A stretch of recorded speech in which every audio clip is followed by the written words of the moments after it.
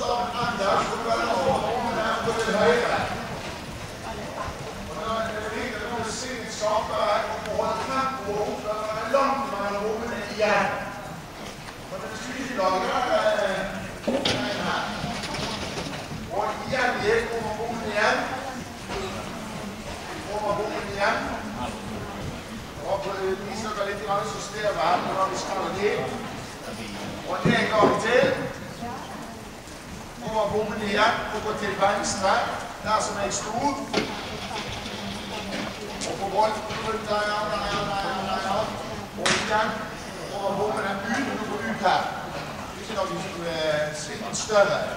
Vi skal holde den diameteren på svinget som vi skal ha. Vi får ikke lov å lage mer plass enn det er i denne øvelsen. Over